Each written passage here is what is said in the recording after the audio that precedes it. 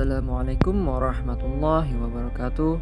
Perkenalkan, nama saya Muhammad Zakir Azmi dari kelas 12 MIPA 2. Kali ini saya akan menjelaskan materi yang bertema pengaruh produk iptek karya anak bangsa yang berjudul Sang Penemu 4G Lite yang dikemukakan oleh Profesor Dr.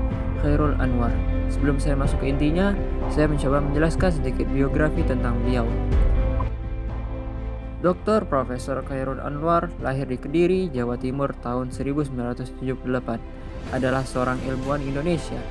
Ia dikenal sebagai pemilik paten teknologi broadband yang menjadi standar International Telecommunication Union atau ITU, baik untuk sistem terestrial di bumi maupun satelit di luar angkasa. Dr. Chairul Anwar adalah anak dari pasangan almarhum Sugiarto dengan Siti Padmi. Pria kelahiran Kediri ini adalah alumni Teknik Elektro Institut Teknologi Bandung, lulus dengan predikat cum laude pada tahun 2000.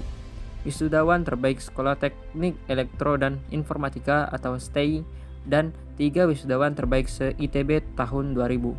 Sebagai bentuk penghargaan, Chairul didaulat menjadi pembicara pada wisudawan ITB Oktober pada tahun 2000.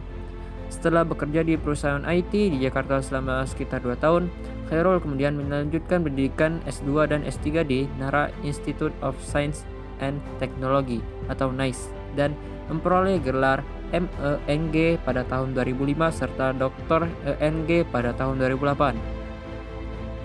Ia telah menemukan teknik transmisi wireless dengan 2 buah Fast Fourier Transform atau FFT, yaitu FFT kecil dan IFFT besar, 2 pada transmitter dan 2 pada receiver.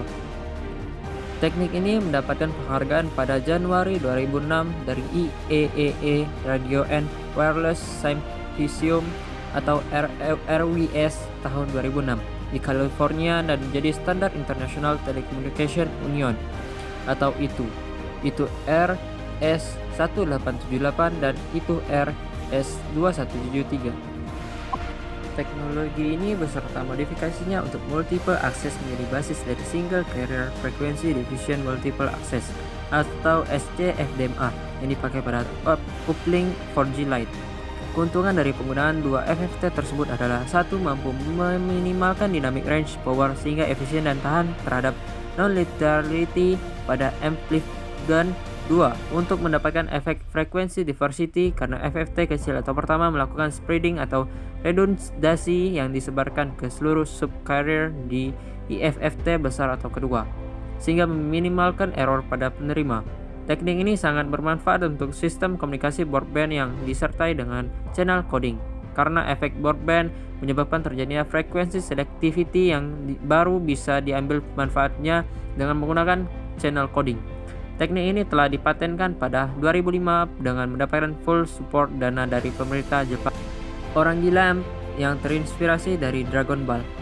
Mungkin sudah nasib para ilmuwan ketika mereka mengemukakan teorinya seringkali dianggap gila. Ini juga dialami Chairul. Sejumlah pakar teknologi menganggapnya keblinger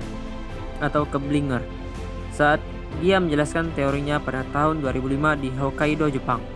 Saat saya menjelaskan, orang mengira saya gila. Teknologi saya pada saat itu belum sampai situ.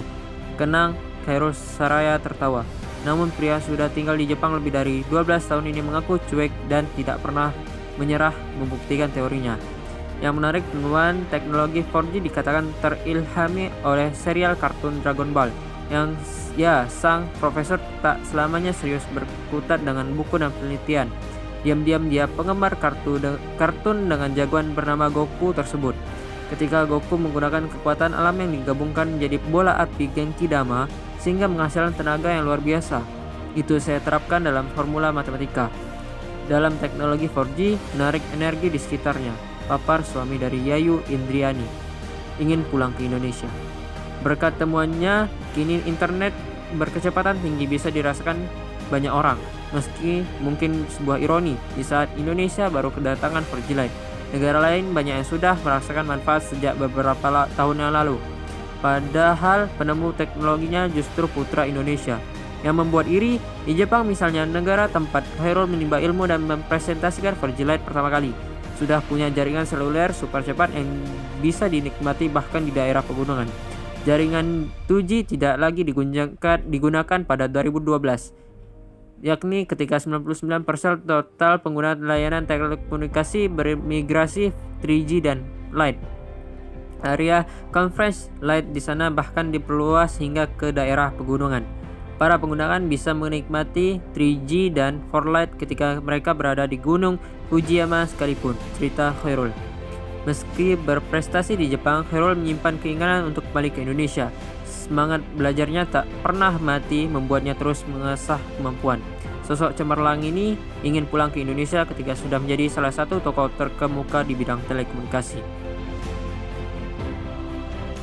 Dan itulah penjelasan singkat tentang penemuan 4G Lite yang dikemukakan oleh Profesor Dr. Khairul Anwar.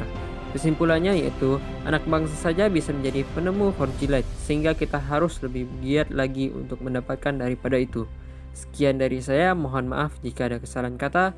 Kesalahan itu datangnya dari diri saya sendiri, kebenaran hanya milik Allah SWT. Saya Muhammad Zakir Azmi, terima kasih. Wassalamualaikum warahmatullahi wabarakatuh.